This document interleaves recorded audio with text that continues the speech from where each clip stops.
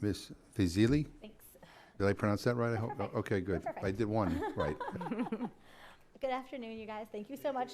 Oh, is it not on? I'm sorry. Thanks. All right. Thanks. All right. Good afternoon. Thanks so much for having me and for having all of us here today. I'm submitting this testimony to document the experiences of my family and other Kashmiris since August of this year. I speak for those who are unable and afraid to come forward because they fear retribution for their family in the valley, and I speak for my cousin, Dr. Mubeen Shah, who has been unjustly imprisoned by Indian authorities since August 5th, 2019. It's no exaggeration to say I would not have the privilege of being American if it had not been for Mubeen's mother, Tati, who helped my father finish medical school. And my father, the youngest son of a teacher, may never have been able to afford medical school if Article 35A, which Stella talked about, had not been in place. My cousin Mubeen is being made an example of. His imprisonment sends a strong message to the people of Kashmir that money, family, and status mean nothing in the face of Indian capriciousness. There's a climate of fear in Kashmir.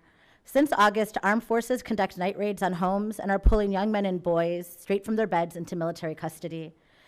My cousin was taken in a midnight raid such as that.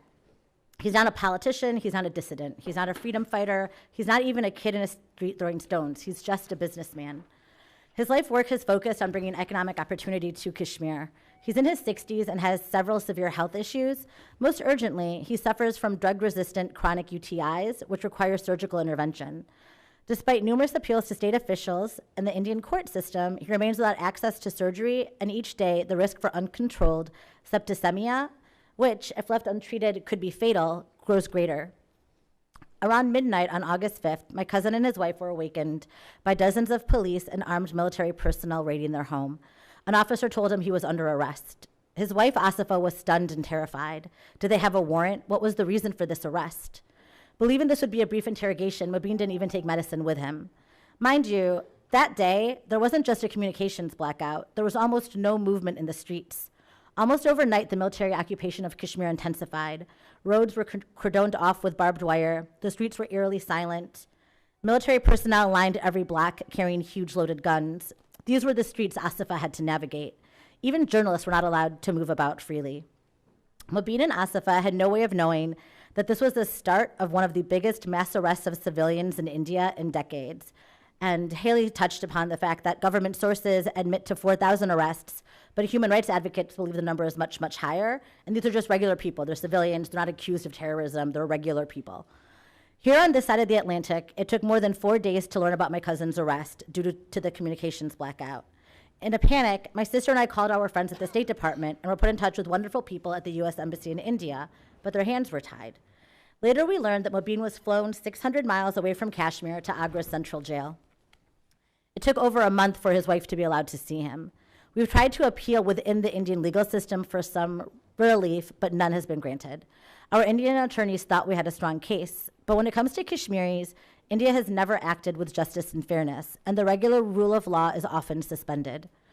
The Indian government contends that he's being detained under a Public Safety Act, PSA, which affords zero due process and allows for up to 2 years of detention without charges. In fact, Amnesty International called the PSA a lawless law. Despite all this, Asifa knows she's one of the lucky ones. She has the resources to travel to Agra. She has the luxury that literally thousands of Kashmiris don't have. For example, there was young 18-year-old Hussein, and just for the purpose of protecting families and identities, the names have been changed. Hussein is a pellet victim. He was wounded by Indian soldiers and has already underwent 3 eye surgeries. 4 years ago, when he was only 14, he was severely beaten by police, resulting in lasting leg injuries. Hussein's a simple roadside vendor. He isn't a rabble-rouser. He isn't a loudmouth. He isn't even political. He's just a kid who tried to be a regular kid. And since August 17th, he's been imprisoned far away in Varanasi jail under the PSA. He only speaks Kashmiri, and he can't communicate with anybody, and his family is too poor to even visit him. There's also Faisal, a 25-year-old who suffers seizures and has bipolar disorder. Since 2016, he has been arrested and tortured under the PSA several times. When he was rounded up on August 5th, he was out buying medicine for his mother, and now he is far away in jail in UP. These are stories of the living, even if they are in prison without a just cause and with no end in sight. But there are so many tales of the dead that I shudder just to think of them. This August, 17-year-old Omar was being chased and beaten by Indian military forces, CRPF. Terrified and trying to save himself and escape, he ran into a river, but he didn't know how to swim.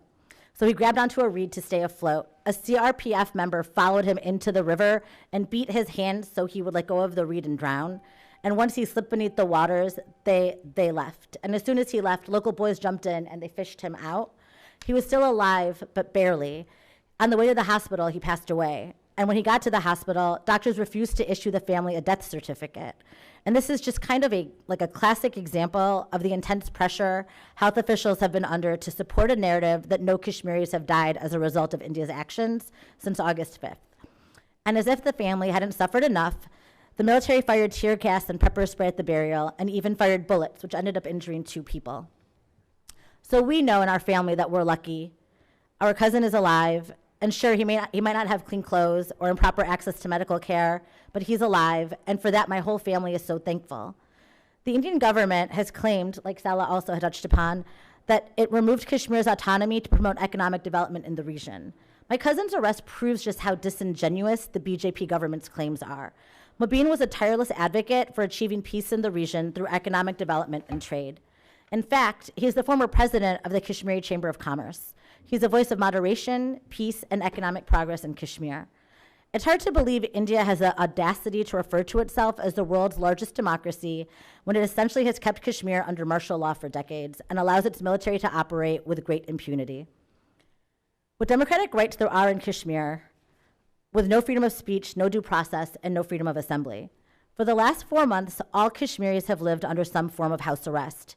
Everyone feels trapped in their homes. Like a deer in perpetual headlights, Kashmiris feel paralyzed. With so much military patrolling the streets, people are afraid. They're afraid to even go out for groceries, worried that that trip will be their last. With no internet service, people feel cut off from the world. I hope that Congress is able to put pressure on India to release detainees, or at a minimum, to provide basic human rights and health care to detainees like my cousin. I also hope you're able to become an advocate for all the people of Kashmir. Kashmir is not just a strategic place in the great powers game in South Asia. It's a home with families and people who for far too long have lived lives of generational suffering. As an American, I hope you can become a voice for true democracy in the region and for the Kashmiri people to be given a choice in deciding their own history and future.